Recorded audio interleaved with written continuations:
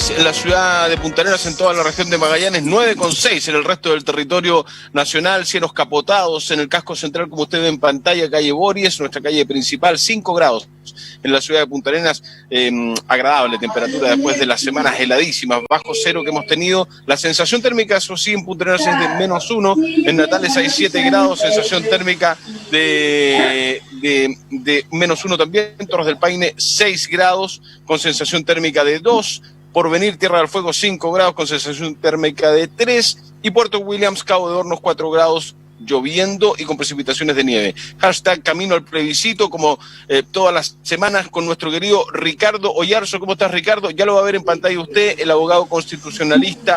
Fernando Atria también nos acompaña. Hola, Fernando, ¿cómo estás? Buenos días, gusto de saludarte, bienvenido. Hola, Mauricio. Hola, Ricardo, un gusto estar conversando con ustedes. Hola. Un gusto que nos acompañes también, la gente está muy expectante también, te quiere hacer preguntas por WhatsApp también.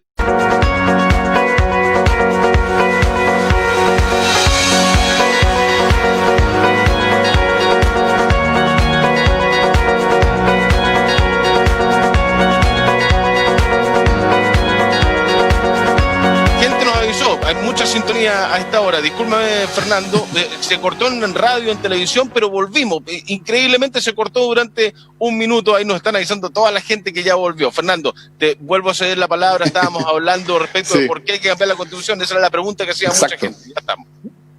Y yo decía que la Constitución, que para responder esa pregunta hay que entender lo que hace la Constitución. ¿Por qué diferencia hace?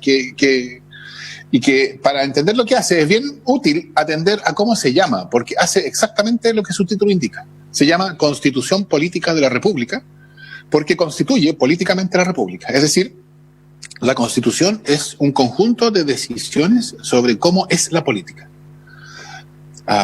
Y entonces, hoy día, en que hay, evidentemente, yo supongo que esto no es necesario detenerse en esto, porque es evidente que hay un rechazo ciudadano a la forma política, a la política institucional, al Parlamento, a los partidos políticos, etcétera. Eso es una crisis constitucional. O sea, yo creo que es completamente, no tiene sentido decir, mire, tenemos una profundísima crisis política, pero eso no tiene nada que ver con la Constitución, porque entonces, ¿qué es lo que hace la Constitución?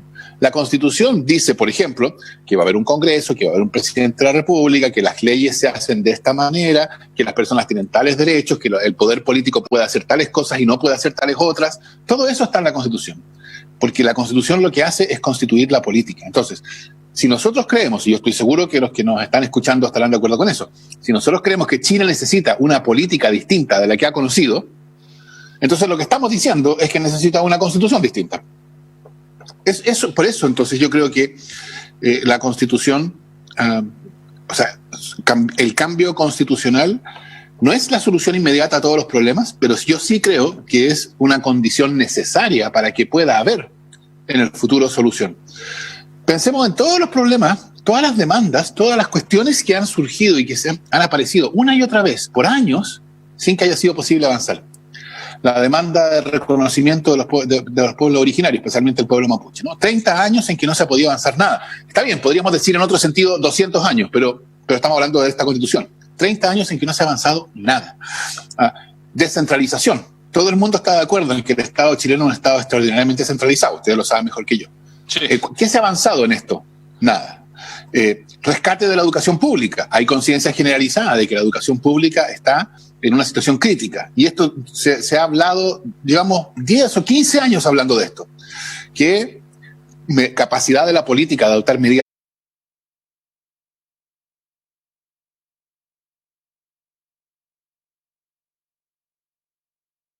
eficaces para rescatar la educación pública, ninguna. En fin, podemos seguir. AFP, marchas, cientos de miles de personas marchando en todas las calles contra la AFP. ¿Y qué hace la política institucional respecto a la AFP? Las trata con el pétalo de una rosa. Entonces yo creo que todos los ciudadanos lo que vemos es, esta es una sociedad de la cual surgen distintas demandas de transformación y la política ha probado ser sistemáticamente incapaz. Y eso es el problema constitucional fundamental. Lo que necesitamos es una política que sea capaz de procesar estas demandas ciudadanas, ¿no? Y actuar sobre la base de ellas y hacerlo con eficacia.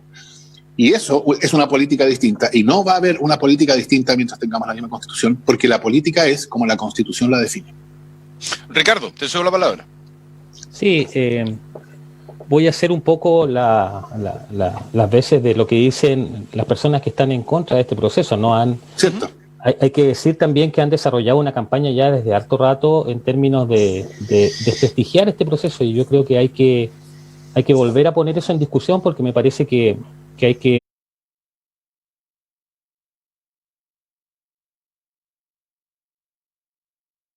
valorar lo importante y en el momento histórico en que nos encontramos. Y muchas de las cosas que dicen tienen que ver con que, mira, no es necesario cambiar la Constitución, solamente cambiando algunas normas Exacto. podemos arreglar todo esto. Me parece que es una visión que es bastante cuestionable, pero sería bueno que el profesor nos explique un poco por qué no solo con cambiando las normas se puede arreglar esto, sino que tiene que ser algo más profundo. Claro, y otro dice, si era tan fácil como llegar y cambiar, ¿por qué no se ha hecho, no, Fernando? Claro. Yo a lo que dice Ricardo, yo respondería dos cosas. Primero, que todos recibimos, porque yo supongo que en esto las redes de WhatsApp llegan a Punta Arenas tal como están en Santiago. Todos recibimos un mensaje de WhatsApp, supongo, ¿no? Que circuló profusamente hace, no sé, 2 o 3 meses, que decía: para cambiar las AFP no es necesario cambiar la Constitución porque las AFP están en el decreto ley 3500. Para cambiar la salud no es necesario cambiar la Constitución porque el sistema de salud está en la ley no sé cuánto. Para cambiar los precios de los medicamentos no tienen que ver con la Constitución, tienen que ver con el decreto no sé cuánto. No sé, ustedes lo habrán visto, ¿no? Porque circuló muchísimo. Y los mismos que decían eso, cuando se estaba discutiendo el 10%, ¿se acuerdan ustedes qué decían? Decían que la reforma constitucional que permitía el retiro del 10% era ella inconstitucional. Sí. O sea, eso no era ni siquiera una reforma legal, era una reforma constitucional y según ellos era inconstitucional. Después no se atrevieron a ir al Tribunal Constitucional porque se dieron cuenta de que había demasiada presión popular por eso, pero los mismos que decían que no se necesita cambio constitucional para solucionar el problema de las AFP, cuando se estaba discutiendo una medida que afectaba a las AFP, ahí se olvidaron de lo que decían y salen con, no, esta reforma es inconstitucional. Entonces yo creo que, la verdad, después del espectáculo que vimos, después de ver al mismo, no sé, al senador Alamán y otros senadores o parlamentarios que eran los mismos que hablaban de rechazar para reformar, etcétera, alegando la inconstitucionalidad de esa medida, yo creo que ya no hay mucho argumento sobre eso. O sea, si ellos mismos, cuando les conviene, es constitucional y cuando no les conviene es inconstitucional, estamos claros qué es lo que van a hacer ellos cuando en el futuro, por ejemplo, si no tuviéramos cambio constitucional, se estuviera discutiendo una ley que eliminara la AFP. Sabemos que van a ir corriendo al Tribunal Constitucional. Entonces, yo creo que ya esa cuestión quedó más o menos despejada por la propia conducta de ellos, no la nuestra. Eso es lo primero. Y lo segundo es que el sentido de la Constitución es precisamente tener cuestiones fundamentales que organizan el poder político, ¿no? Entonces, la razón por la cual no es posible, nosotros tenemos y nos hemos acostumbrado a una política que es sistemáticamente ineficaz. No, por ejemplo, el caso de el conflicto planteado por la demanda de reconocimiento del pueblo mapuche es un caso perfecto. ¿Por qué ese problema en Chile no se puede solucionar? ¿Y por qué estamos condenados a ver cómo ese problema se va agravando como consecuencia del hecho de que la política institucional muestra indiferencia frente a él? Porque no se trata de un problema que haya surgido solamente en Chile, ¿no? O sea, esta no es una cuestión que Chile tiene nunca le ha pasado a nadie, entonces, no, este problema ha surgido en muchos países y esos países han sido capaces de enfrentarlo. Por cierto, las soluciones que le han dado en algunos casos son mejores y en otros casos son peores, está bien, si hay diferencias de experiencia. Pero esto de que el problema en su contenido político es mirado con indiferencia por 3 décadas, eso es algo característicamente nuestro. Y entonces uno se pregunta, ¿por qué? ¿Por qué no podemos solucionarlo? ¿Y por qué tenemos que acostumbrarnos a que hayan huelgas de hambre y que las huelgas de hambre duran 100 días y que entonces en el día 95 empezamos a hablar de ella?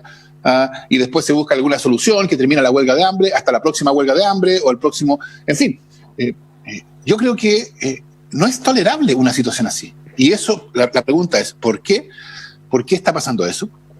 Y yo creo que la respuesta es porque no va a haber solución a ese problema mientras no haya un gran acuerdo. porque la Constitución en el fondo lo que exige son grandes acuerdos. Y como la solución a ese problema va a afectar los intereses de alguien, ese alguien niega su acuerdo. Y entonces nunca va a haber un gran acuerdo. Y entonces estamos todos condenados a vivir con todos estos problemas, a vivir con el problema de las pensiones bajas, porque tampoco va a haber un gran acuerdo ahí, a vivir con el problema de la falta de reconocimiento de los pueblos originarios, a vivir con el problema de la decadencia de la educación pública, porque tampoco va a haber gran acuerdo. En fin, todos esos problemas vamos a vivir con ellos. Y eso yo creo que llega un punto en que, de hecho llegó un punto el 18 de octubre, en que los chilenos y chilenas dijeron, ¿saben qué más? Esto no va más, esto no es aceptable, necesitamos una política distinta.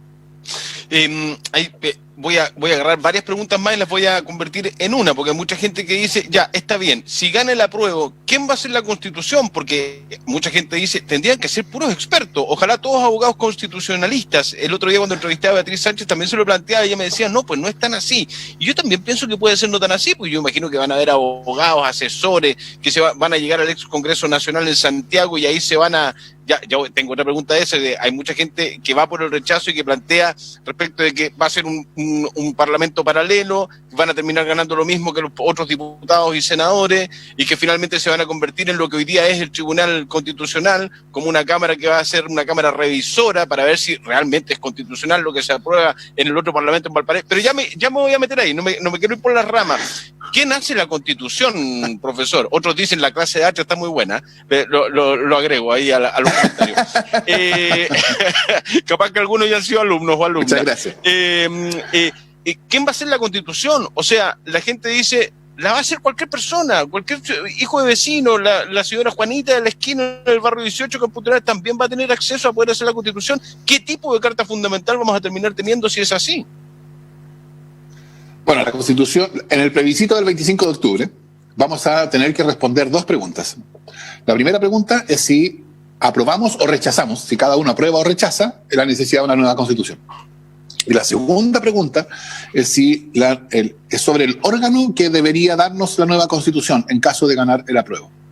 Y las posibilidades son convención mixta constitucional y convención constitucional. La convención constitucional es una convención conformada por el 100% de personas que son elegidas para ese solo efecto, en una elección especial y que con paridad de género. Y esto se está acordando ahora mismo, probablemente con escaños reservados para pueblos originarios. La convención mixta constitucional es una convención compuesta en un 50% por personas elegidas en una elección especial y con paridad de género, y probablemente en su caso con escaños reservados, pero en el otro 50% por parlamentarios, elegidos por el Parlamento.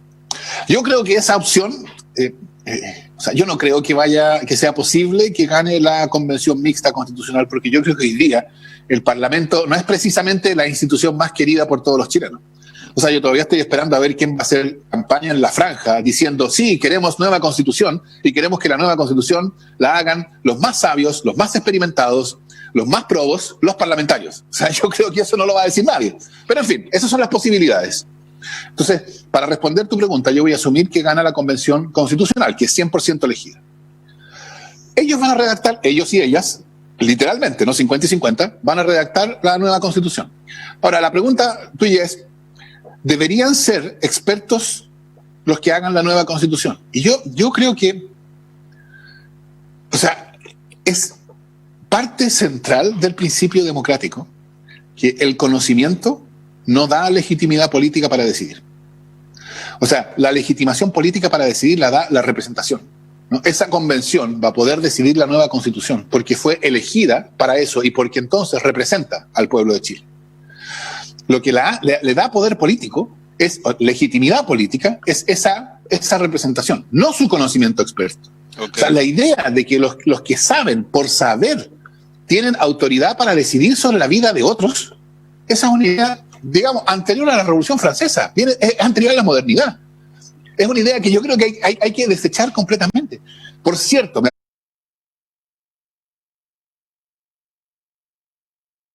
apresuro a decir que el que sabe, por saber, no tiene legitimación para decidir, pero sí tiene un conocimiento que puede ser extraordinariamente útil e importante para quien tiene que decidir, por cierto. Sí. Entonces, lo que uno esperaría es que la Convención Constitucional tuviera a su disposición el mejor conocimiento experto disponible, y digo, no solo abogados constitucionalistas, sino psicólogos, antropólogos, sociólogos, economistas, etcétera, que pudieran tener a la vista el mejor conocimiento experto disponible, pero la potestad de decidir no la tienen los expertos, no la da un PhD en Harvard, un doctorado en Harvard, la da el hecho de representar. Y por eso entonces yo creo que esto es... la verdad es que esta idea de que tiene que ser abogado constitucionalista para darnos la Constitución es un poco, si uno la piensa, es absurda, porque ¿quiénes son los que nos dan las leyes? ¿Quiénes votan sobre el sistema tributario? ¿Son expertos en derecho tributario? No, son personas que fueron a la elección y son elegidas para eso. Esa es la idea. La idea es lo que da legitimidad para decidir es la representación, no el conocimiento. El conocimiento tiene que estar al servicio de quien tiene autoridad para decidir, de modo que la decisión sea, por cierto, lo más ilustrada y lo más adecuada posible. Eso va de suyo. Qué interesante. Ricardo. Sí, bueno, otro aspecto que tiene que ver con lo que está planteando el profesor es la legitimidad de la nueva Constitución, ¿no? Este es un proceso donde finalmente lo que estamos haciendo es devolviéndole el poder al pueblo para que el pueblo vuelva a organizar la sociedad, cosa que no ha pasado, creo que, en la historia de nuestro país. Exacto. Y por tanto, es importante, primero, los niveles de participación, pero además, ¿para qué estamos discutiendo eso? Y me parece que algo muy sensible que está hoy día en la sociedad tiene que ver con esta discusión entre derechos individuales y derechos colectivos o derechos sociales.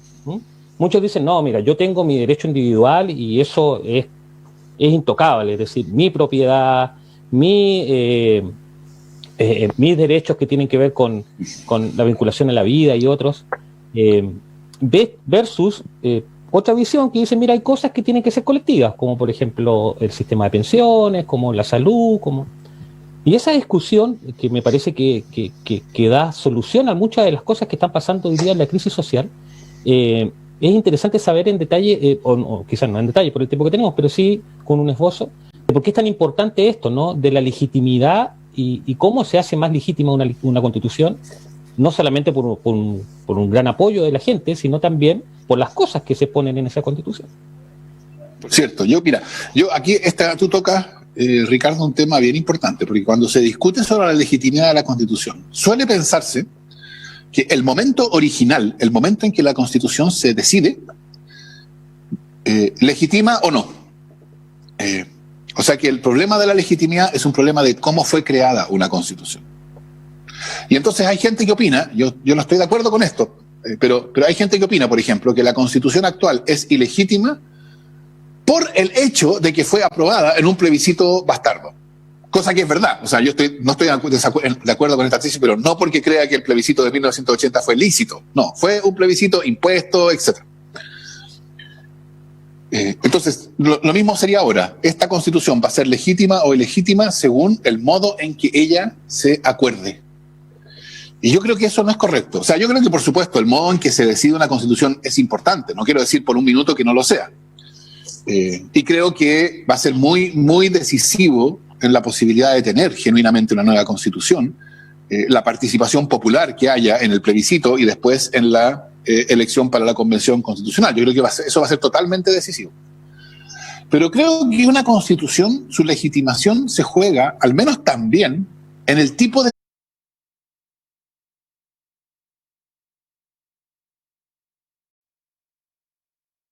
política que esa Constitución crea. Pensemos en la Constitución de 1925 en Chile, que también originalmente fue bastante impuesta. Está bien, no había DINA, no había políticas de exterminio contra la izquierda chilena en 1925, pero sí hubo una promesa de asamblea constituyente que fue desvirtuada y la Constitución fue escrita fundamentalmente por un grupo que respondía al presidente Arturo Alessandri, etc. Pero como la Constitución de 1925 no era una Constitución tramposa, es decir, no era una Constitución que beneficiaba a unos sobre otros, durante las décadas siguientes, la política fue, por así decirlo, apropiándose de la Constitución, ¿no? Y entonces eso fue legitimándola, porque la práctica política que la Constitución de 1925 creó era una que permitía que se expresara la idea democrática.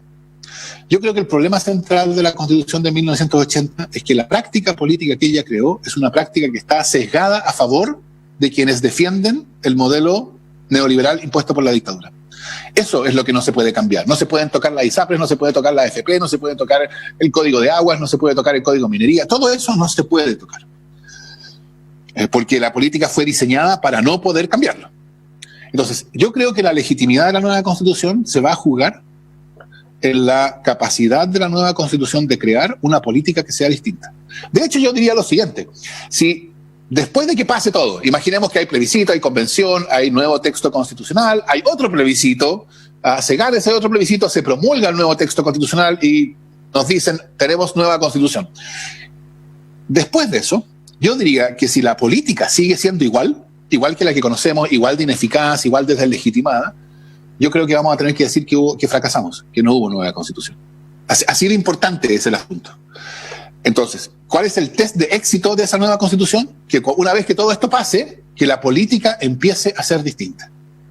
Y entonces, por eso es importante, por ejemplo, la cuestión de los derechos sociales. Porque una de las cosas que uno esperaría de la política, yo creo que esta es una demanda que está en el pueblo chileno desde por lo menos 2011 y probablemente antes, una de las cosas que se están demandando es derechos sociales. Es que la educación no puede ser un mercado, porque si es un mercado, la educación que cada uno recibe depende del dinero que puede pagar. Si la salud es un mercado, bueno, la protección de la salud que cada uno recibe depende de cuánto puede pagar. Y esas áreas, salud, seguridad social, educación, no pueden quedar entregados únicamente a la suerte de quien tiene para pagar qué.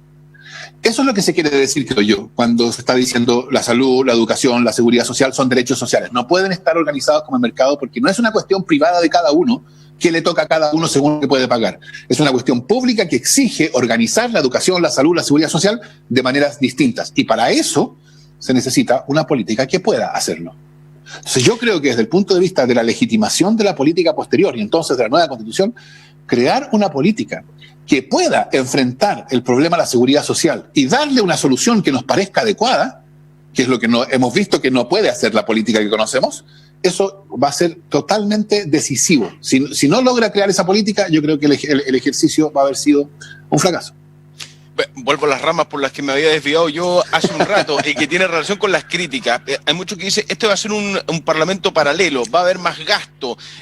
La Constitución ya la tienen escrita, ya hay varias constituciones que están escritas y que se las van a pasar a los constituyentes que sean electos. No se van más, van a hacer lo que hoy día es el Tribunal Constituyente, esta Asamblea Constituyente, y van a ser los revisores a ver si el Parlamento se respeta esta Constitución. ¿Qué se dice? ¿Cómo interpretas? ¿Qué visión tienes respecto de todas esas críticas que yo me imagino has escuchado? Sí, claro, pero yo no sé, yo creo que ustedes son mucho más jóvenes que yo y por lo tanto, yo creo, a lo mejor me equivoco, pero yo creo que ustedes no votaron en el plebiscito del 88. No. ¿Me equivoco? No se equivoca. Entonces, ustedes no vivieron en primera persona. En el plebiscito del 88 estaba pensando en la Constitución del 80, en el del 88, claro, estábamos raspando ahí nomás. Pasamos raspando. No, la del 80, yo tampoco voté, pero en el del 80. En tu caso, no, el del 88. Mauro, yo no alcancé a votar, no. No, yo estaba en el colegio. No. Yo voté como el 2000. Bueno, son muchísimo más jóvenes. Entonces, claro, ustedes no vivieron el clima que llevó al plebiscito del 88. Toda esta campaña del terror es la misma que vivimos el 88.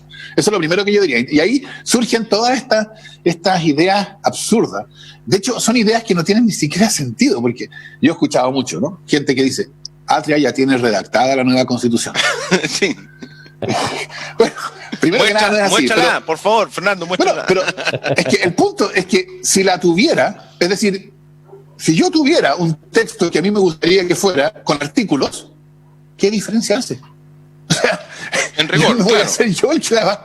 O sea, si yo la tuviera, lo que tendría que hacer, si la tuviera, porque no quiero que quede la idea de que la tengo, pero si la tuviera, yo lo que tendría que hacer es llevarla a los miembros de la Convención Constitucional y decirle, bueno, ¿les gusta esta idea? Apruébenla. ¿No? O sea, da lo mismo que yo la tenga. Entonces, esta idea de ya la tienen redactada es una idea que no tiene sentido en sus propios términos. Pero vamos a lo que tú decías sobre la relación entre la Convención Constitucional y el Congreso. Bueno, ese es un punto importante acerca de la Convención Constitucional.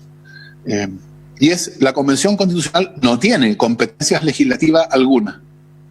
Es decir, no tiene autoridad para decidir nada respecto de la legislación vigente, ni lo que hace el Congreso. El Congreso, de hecho, va a seguir teniendo la posibilidad de reformar la Constitución actual. Eso lo va a seguir teniendo el Congreso, y la Convención Constitucional no va a tener ninguna competencia. O sea, los convencionales constitucionales personalmente podrán opinar, podrán decir, mire, este proyecto de ley me parece mal, y así como cualquier ciudadano hoy día lo puede hacer, ¿no? Sí. Pero la convención no va a tener competencias, porque precisamente de eso se trata. La idea es que la competencia de la convención sea únicamente para los efectos de acordar la futura constitución. Y además, que en el momento en que termina de redactar la futura constitución, se disuelve.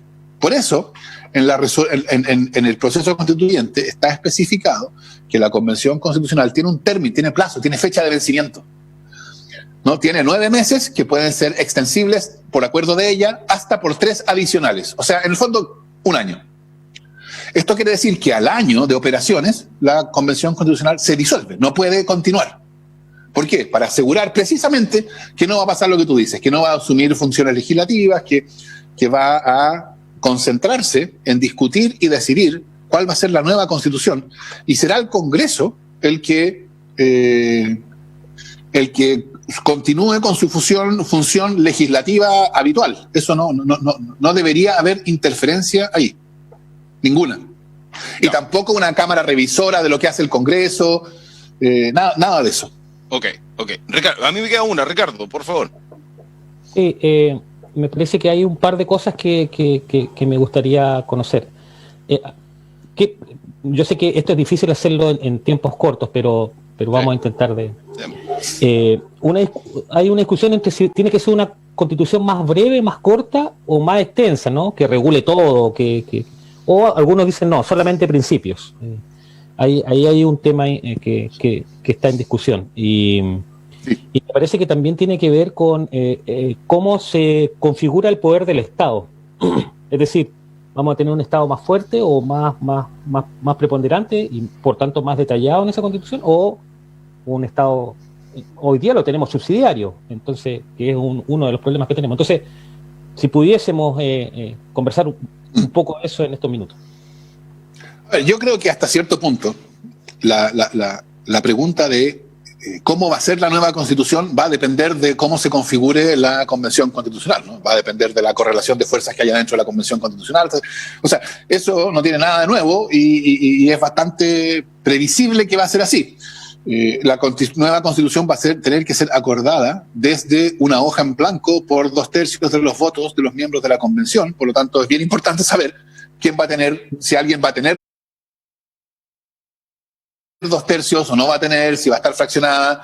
Entonces, y además, me permito llamar la atención sobre el hecho de que yo espero que la participación electoral en el plebiscito y en la elección de la Convención, yo espero que sea muchísimo más alta de lo que es la participación electoral en las elecciones parlamentarias o municipales normales. Y si eso es así, vea usted, si en vez de ser 40%, llegara a ser, por ejemplo, 80%, el doble, entonces está claro que todos los cálculos que hacen los expertos electorales, que se dedican a mirar quién vota cuánto, etcétera, y hacer predicciones, todas esas predicciones quedan en suspenso.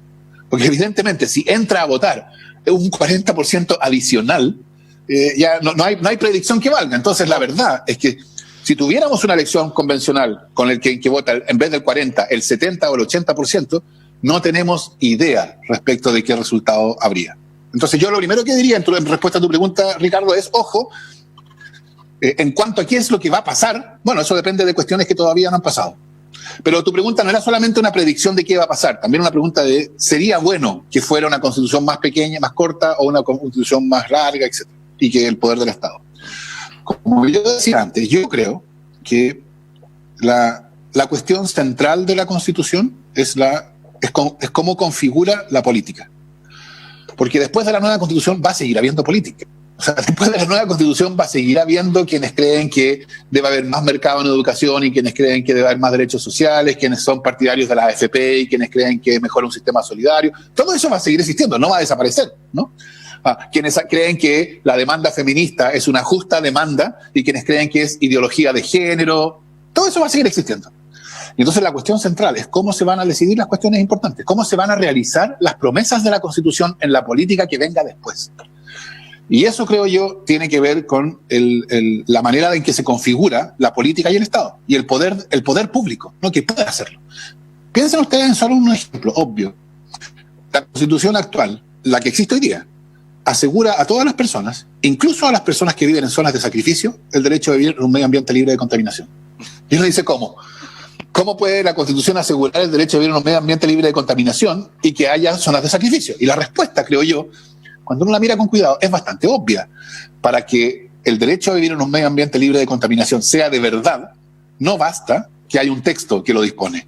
Se necesita un Estado que tiene el poder de enfrentarse a los intereses económicos que van a ser afectados por la regulación necesaria para que no haya zonas de sacrificio, ¿no? Sí, claro. Y ese poder del Estado en esta Constitución es extraordinariamente débil. Entonces yo creo que la nueva Constitución, yo espero que la nueva Constitución cree un poder estatal fuerte, por supuesto racionalizado y con límites, nadie quiere un poder arbitrario, evidentemente, pero un poder estatal fuerte que pueda realizar derechos constitucionales, como el derecho a vivir en un medio ambiente libre de contaminación.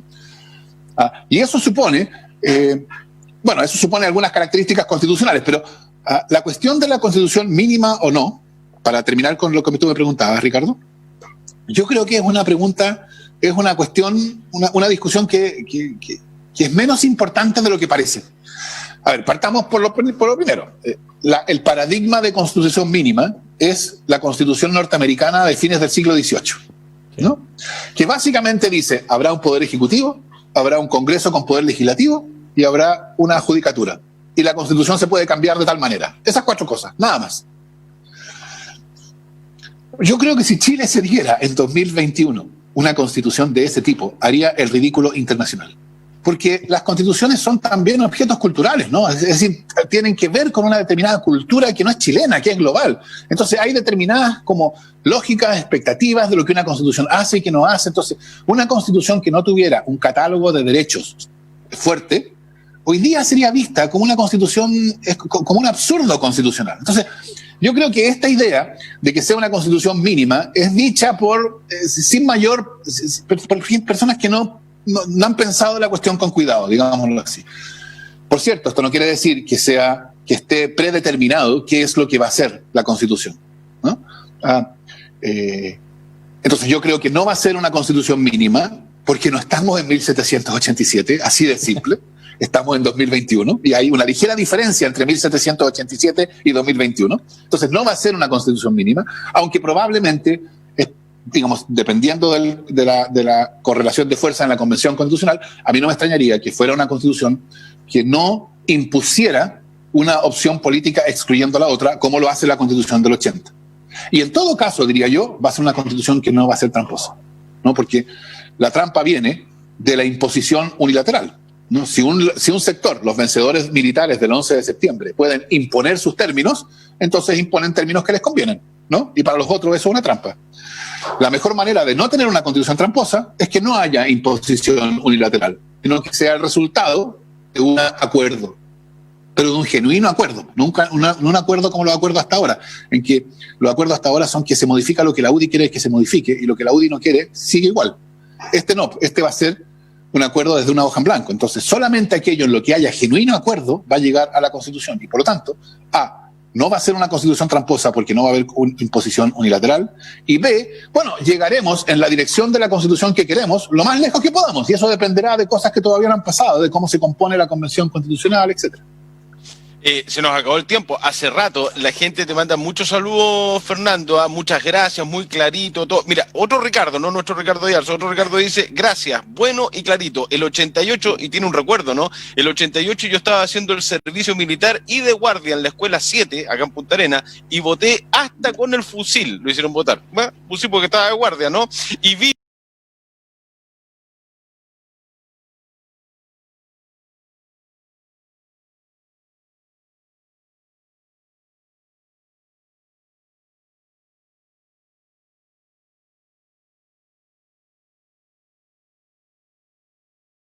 dice Vilma, Fernando.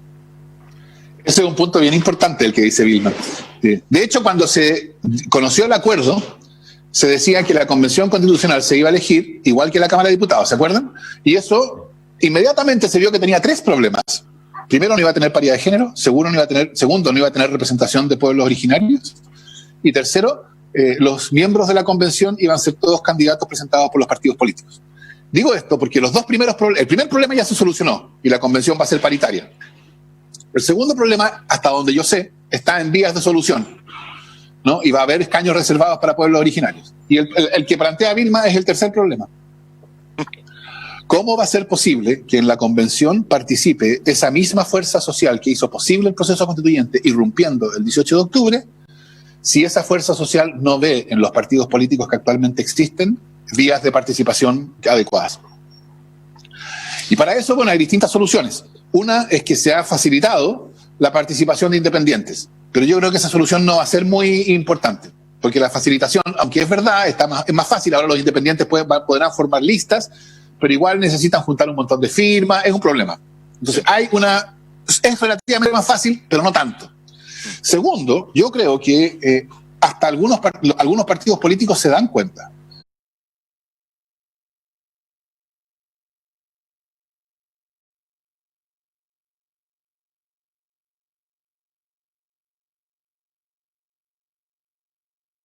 de que hay críticas contra los partidos políticos, y entonces a mí no me extrañaría que algunos partidos políticos hicieran un esfuerzo por abrir sus listas a candidaturas independientes. Esa es la segunda manera en que se puede solucionar el problema, o parte del problema que decía bien. Y la tercera, que es la que más me interesa, y aquí yo tengo un conflicto de interés porque yo estoy involucrado en una de las iniciativas que trata de solucionarlo, es que surjan partidos políticos posteriores al 18 de octubre que pretendan encarnar el espíritu de ese movimiento y entonces llevar la participación de esa fuerza a la Convención Constitucional.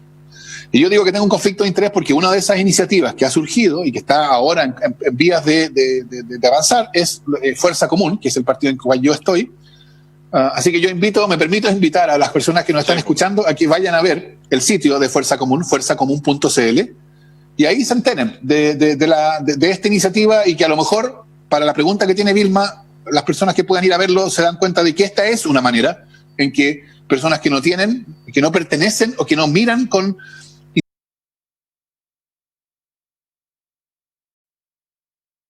interés a la política anterior al 18 de octubre pueden encontrar una manera de participar en el proceso constituyente y entonces estar representados en la convención. Fuerzacomún.cl. Sí, fuerzacomún.cl, que se ha integrado al Frente Amplio hace algunos días, ha sido noticia en el ámbito político.